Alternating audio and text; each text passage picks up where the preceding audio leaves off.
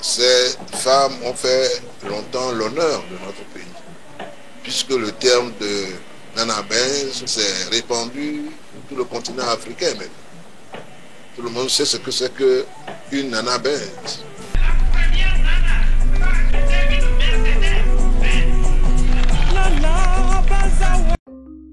Avez-vous déjà entendu parler de ces femmes si riches et puissantes qu'elles prêtaient leur Mercedes-Benz au gouvernement togolais en cas de visite présidentielle?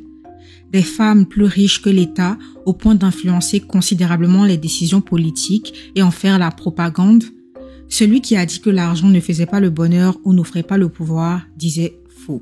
Bien avant que la jet-set de Doug Saga ne prenne d'assaut le cœur des Africains, les Nana Benz furent au cœur des discussions par leur succès insolent.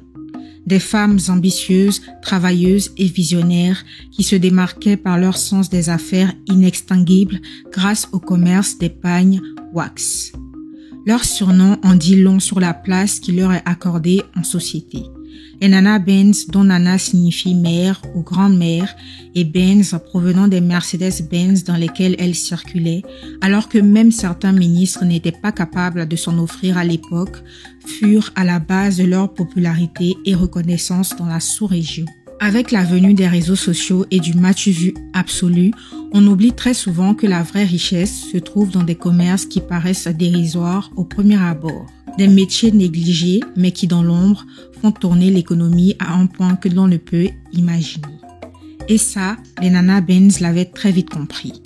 Grâce au commerce textile, les Nana Benz sont devenues les premières femmes millionnaires du Togo en vertical clan capitaliste. Tout débute à Anéo, une ville togolaise renommée Venise du Togo du fait de sa disposition territoriale. On y retrouve la lagune et la façade atlantique, là où tous deux se rencontrent, ce qui est un lieu idéal de commerce. De ce fait, durant la traite des Noirs, Anéo devient la capitale du protectorat instauré par les Allemands au Togo et la majorité des hommes togolais sont enrôlés dans l'administration coloniale. Ceux-ci délaissent dès lors leurs activités marchandes, à savoir la pêche. Les femmes, en bonnes commerçantes, refusent de s'y soumettre et voient ce gagne-pain tomber à l'eau. Elles forment alors une communauté de commerçantes solides et reprennent la main. Après une étude de marché pratique, elles constatent qu'à cette époque, les couleurs du wax font fureur et les riches locaux se l'arrachent.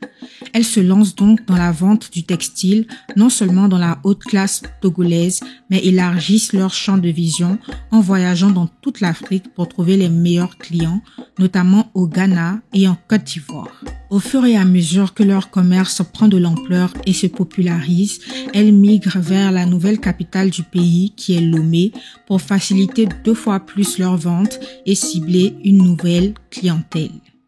Elles y établissent un grand marché où abondent les clients à la recherche des meilleurs tissus wax. Les Nana Benz s'organisent pour écouler leurs marchandises dès les années 30 au travers d'un réseau large féminin dans toute l'Afrique. Les revendeuses se multiplient et elles forment des jeunes filles, voire leur descendance, pour faire perdurer ce commerce. Les Nana Benz deviennent de vrais chefs de clan et créent une véritable aristocratie du wax. Elles s'approvisionnent auprès de grandes structures productrices de wax comme Vlisco, se rendent en Hollande pour des pagnes authentiques. En peu de temps, elles deviennent le visage de la nouvelle bourgeoisie d'affaires et s'offrent des Mercedes-Benz en guise de symbole de leur richesse et réussite financière, ce qui attire non seulement l'attention des Togolais, mais également de toute l'Afrique de l'Ouest. En peu de temps, elles deviennent l'image de l'émancipation et de l'autonomisation de la femme togolaise.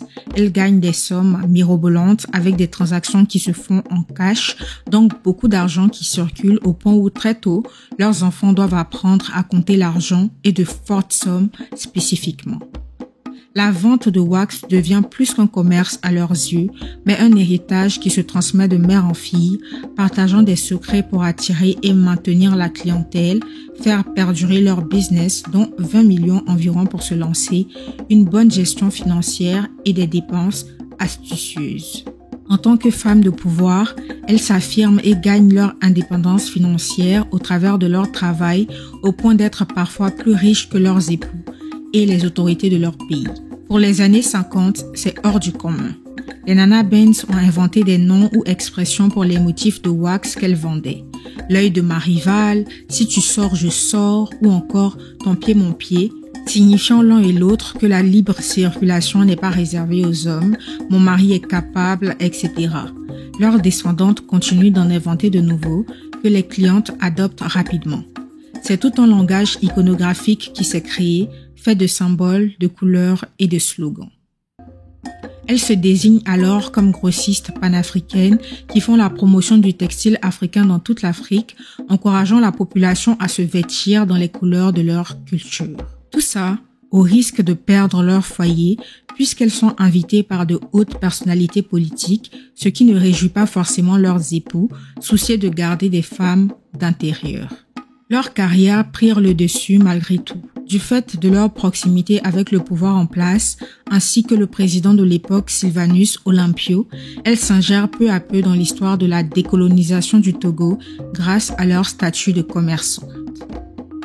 Vu que les Nana Benz se déplaçaient toujours pour le commerce, l'État, au travers elles, dissimulait des lettres et journaux qui contenaient des plans pour décoloniser l'Afrique. Elles étaient fortement engagées dans la décolonisation du Togo car cela était important pour qu'elles maintiennent leur pouvoir économique dans le pays. Elles disaient vouloir acheter des voitures à l'image de leurs revenus et rang social. Tenues sobres, mais comptes en banque bien garnis, une sérénité qui se lit sur leur visage et s'entend dans leur discours. À cette époque, elles étaient à leur apogée. Les Nana Benz réalisaient des ventes de millions de pagnes à raison de 12 000 francs la pièce de 6 mètres à l'époque, sans oublier que les prix montaient de jour en jour et sont passés à 40 000 francs CFA à mesure qu'elles faisaient fureur. Certaines se tournaient vers des activités philanthropiques. Construction d'églises ou de structures de santé, investissement en faveur des enfants ou dans la culture. Conseillées par leurs enfants, dont elles ont financé la formation dans les écoles, universités européennes ou américaines, ou par des conseillers financiers, elles ont acheté des actions en bourse. Elles ont soutenu des partis politiques et indépendantistes, notamment le Comité de l'Unité togolaise et Sylvanus Olympio. Après la création des premiers partis politiques au Togo en 1946, les Nana Benz s'illustrent comme étant particulièrement patriotes, s'engageant auprès de partis parfois très radicaux. Au lendemain du coup d'État du général Eyadema, les Nana Benz entretiennent des relations étroites avec le nouveau gouvernement qui apprécie leur influence. Elles deviennent un élément clé du récit nationaliste du général qui les présente comme le symbole de la réussite sociale et économique du pays naissant. Selon les archives nationales du Togo, les Nana Benz étaient devenues la pierre angulaire de l'économie togolaise.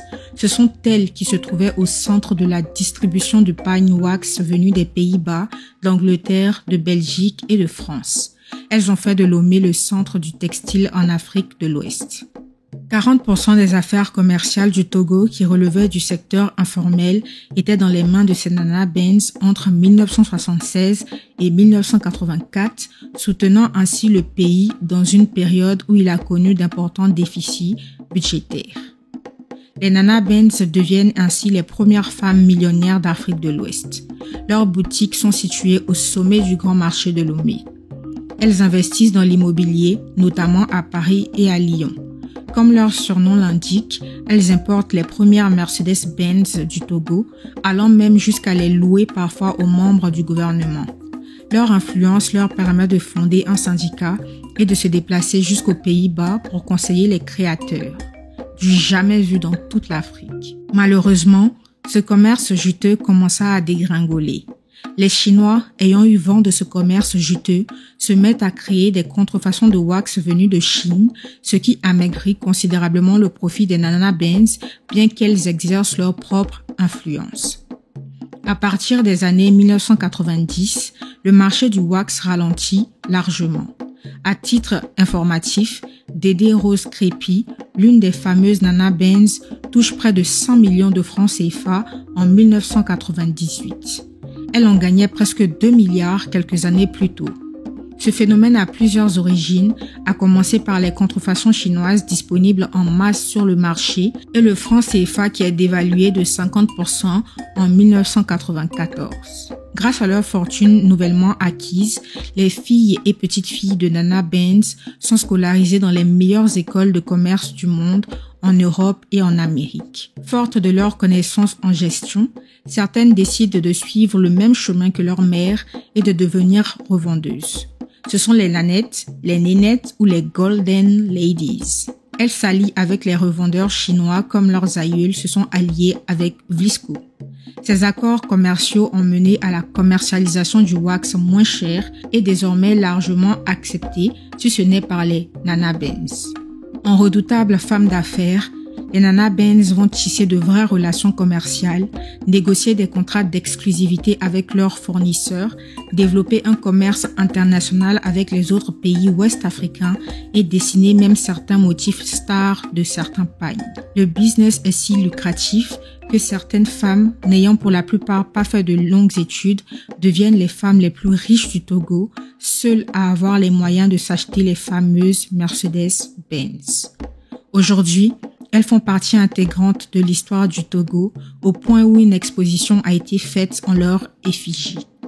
Les Nana Benz sont des symboles d'un féminisme à l'africaine, encourageant le travail des femmes, leur enrichissement, leur autonomisation et leur forte influence dans les affaires politiques. C'est à saluer.